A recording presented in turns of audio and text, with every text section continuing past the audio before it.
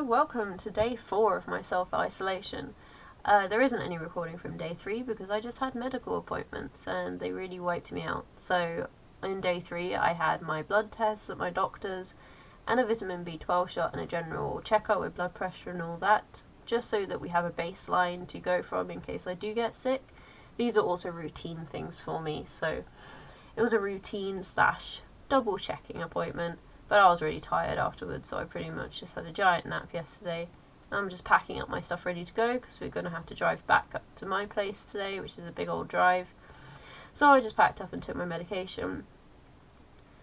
This is my childhood bedroom, and it's absolutely full of stuff, and now I have my own place, which is also full of stuff, so a lot of stuff everywhere. I really do need to go through my bedroom in my parents' house and see what needs to be chucked away, but you have to have the time to do that, and I never do.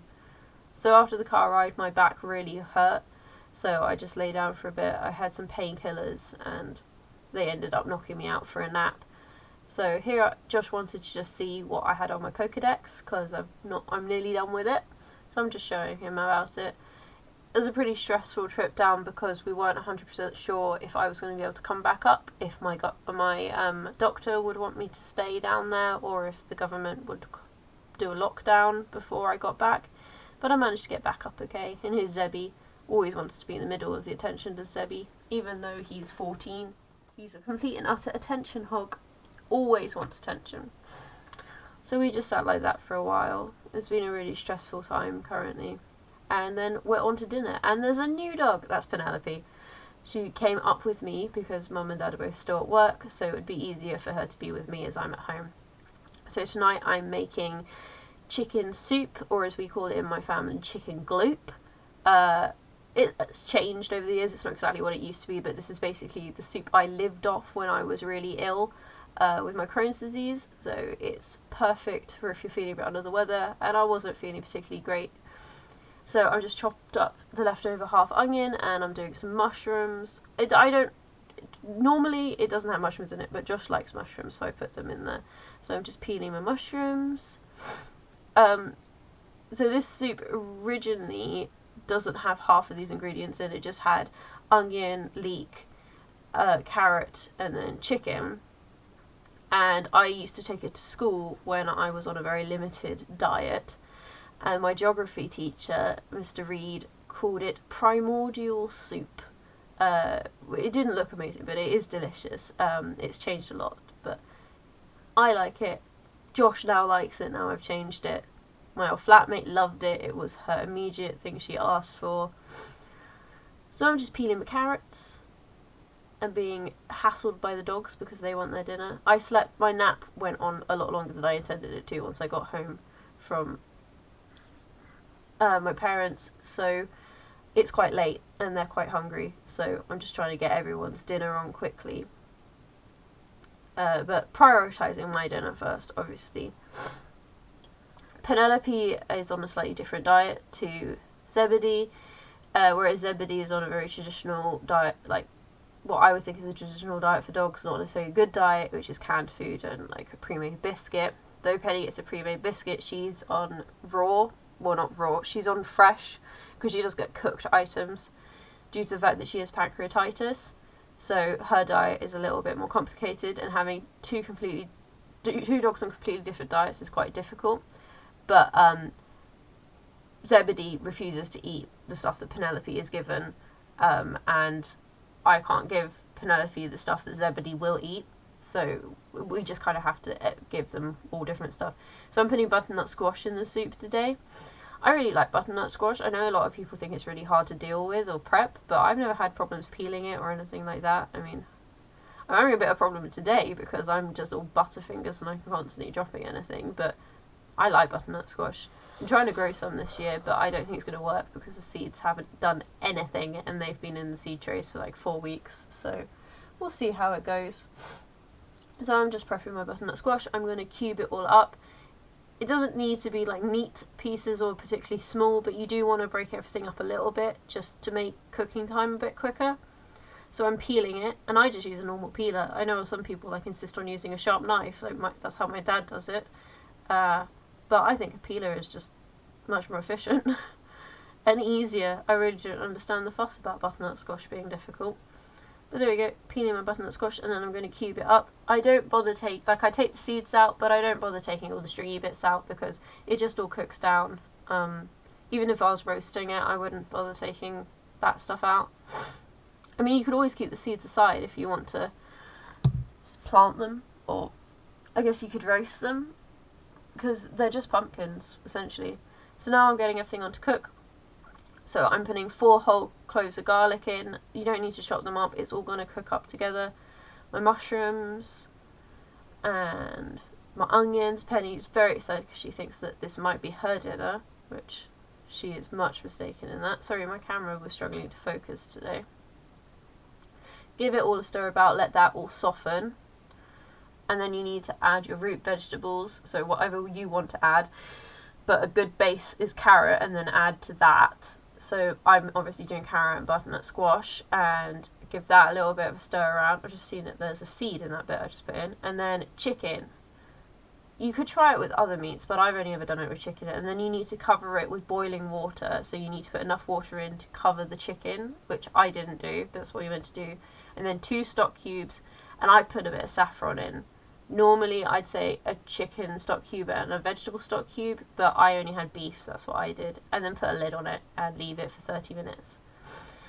So this is the start of the dog's dinner. Penny's having sweet potato today with raw lamb's heart.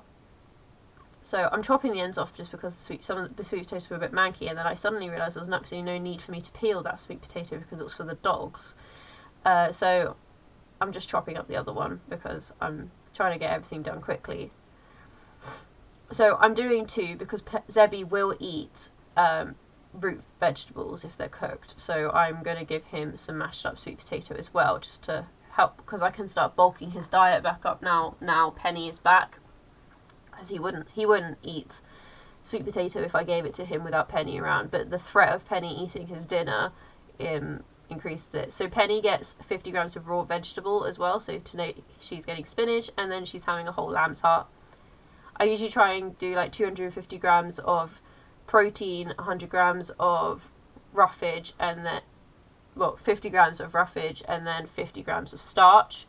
So the starch I vary with her. I give her rice, sweet potato, pasta occasionally, and I'll put oil in. So she had some olive oil tonight, but usually I'd use coconut oil, but I didn't have any. So Zoe's dinner's as normal, just mash it up. And oh yeah, I forgot, tonight I also added an egg to each of their dinners, just to add a little bit more protein, because I didn't have quite as much heart as I wanted, and I do usually want to add these to Zebby's, but he hasn't been eating it with them currently. So I'm taking the opportunity to add as much into his dinner as I can. So I'm just going to mash it up. It's pretty gross, his canned food all mashed up with an egg in it. It like becomes a really nasty consistency, but he quite likes the consistency. So I just mixed it all up. I mashed up his food not because he hasn't got amazing teeth, but because he eats it more effectively if it's mashed up. So this is Abra's dinner. He's having spinach, and I'm going to give him a bit of coriander. That was quite a lot of coriander. Oh, I'm adding more. Okay, he had spinach and a lot of coriander, and then Trico, who just gets a can. He's nice and easy. And make sure I don't miss any of it. Like the dog's waiting in the background. And a scoop of Vicky's. So there we go, that's his. So while dinner's going, I'm making a loaf of bread. I'm just following the recipe from my bread maker. So I'm adding 260 grams of water. It has to be a specific temperature for the bread maker, so it's like 2/3 boiling to 1/3 cold, and that usually gets you the right temperature. This recipe calls for olive oil. It's just the basic recipe that's in the bread maker manual. So I think it's something like 12 grams of olive oil. I really should have brought the recipe up for me to do this, but you know, I'll do it another day. Trust me, I make a lot of bread. It's got 12 grams of salt. I do remember that because it's always a lot more salt than I expect it to be. I use rock salt because it's pretty much the only salt I can find that's not in a plastic container. So it comes in a nice cardboard box, and I'm okay with cardboard. And then sugar, and I added way too much sugar to this one because there's a giant clump in my sugar bowl and it just fell out, which was very annoying. So you're moving because the stand you sit on is my powdered milk tin. So I'm adding the powdered milk now. It only has a very small amount of powdered milk in it, so one tin lasts me a very long time with it. And then 500 grams of strong white bread flour and 5 grams of yeast. Those are the bits I do remember. And that's what it looks like. And then I just shove it in the bread maker and the bread maker does the rest. So the sweet potato for the dogs is now cooked. I've cooled it down in the sink and then I'm just chucking the bits into the bowls. I'll give less to Zebby than to Penny because obviously he already has stuff. And this is the main of her, well, it's not the main of her dinner, but it's a considerable part of her dinner. And then I'm just mashing it up for Zeb as well. Generally, with anything that's vegetable-like, it's a good idea to try and hide it with Zebedee. And then his joint tablet. Right, so dinner time for the dogs. Going to get them to sit, admire my Crocs. They're amazing, I know. And there you go. Zebedee still needs a little bit of encouragement, but he pretty much just goes into eating it with no problem. There's Trico's. Then his Sure Feed bowl, so the dogs don't eat it, and then Abra. Straight in, wouldn't let me get the bowl in because he just wanted to try and eat it. He does like his greens. Right, so now with the dinner, once it's gone for 30 minutes, pull everything, pull the meat out, and you'll know if it's done when the meat pulls away from the bone like that, so you've got the exposed bone, and you need to strip it and shred it off the bone. You can leave the skin in if you want. Josh likes the skin in. And then dinner was very nice. I blitz up all the vegetables together to make it like a smooth puree and add the chicken back in, but you can leave it chunky. And then it was time to feed Mendel. I only fed him 2 nights ago because he hasn't fed in 3 months. I just kind of wanted him to eat again. He struck and he hung out of the cage, so then I couldn't do anything. And I was just kind of waiting for him to move his butt, which he decided he didn't want to do. So I just had to sit there and wait for him to eat his dinner. Warning, if you are funny about rats or snakes or anything, don't watch this bit because he is going to eat his dinner. So as I said before, this is a small wiener rat. He usually has a lot bigger, but because he hasn't eaten in a while, I tried to slice down his meals just to try and see if I could get him to take anything. I've got some large wiener rats in the freezer now, but they are the only ones my local pet shop had because someone came and bought all of their frozen rodents. So I have 6 and that's all I have until I can get to another pet shop. So Mendel is 3 years old. He's just a wild type Royal Python. I got him from a local hobbyist who had a pair that they'd allowed to clutch. I don't really support buying from backyard breeders and pretty much anything unless you have expertise in it. You are a backyard breeder. I understand the desire, especially with cats and dogs. I would love to have a litter of puppies. I'd love to have a litter of kittens. But I think generally there's too many of everything in the world, so there's no need to be adding to it. Mendel was bought with absolutely no profit to the owner, as I got him for 50 quid with a full setup, as he was the last one in the clutch and no one wanted him. So he's my little reject baby, but I like him. I don't have any clue if he is actually a male, as I've never had him probed or sexed or anything. He just is, and I just call him Mendel, and he's called a boy. I believe he is, as he has spurs around his cloaca. So anyone that knows more about ball pythons can probably tell me that I'm wrong on that. Sorry, I swapped between ball and royal. Just 2 different countries' ways of calling the same thing, same snakes, different things. But I think he's really beautiful. I do like I can appreciate the other colour morphs of royal pythons, and I do really find the pied-balled ones really beautiful.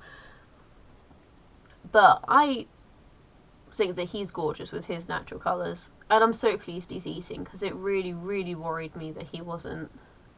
He's done that before, but not quite for that long. And I took him to the vet and everything, and he was absolutely fine. I think he was just having a mood because he didn't like the fact that he moved to my parents' house for a month and then had to move back, and Generally, my animals get moved about a little bit, which is not something I desire, but my living arrangements can be a bit inconsistent. And there you go, he's eaten up his dinner.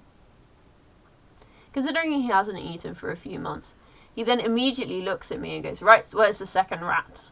And it's like, dude, I have offered you so many rats in the past 3 months and you have never ever wanted anything. So there, I'm just going to close the door on him. And that was Mendel's dinner. I'll see you tomorrow for day 5 in isolation. Bye.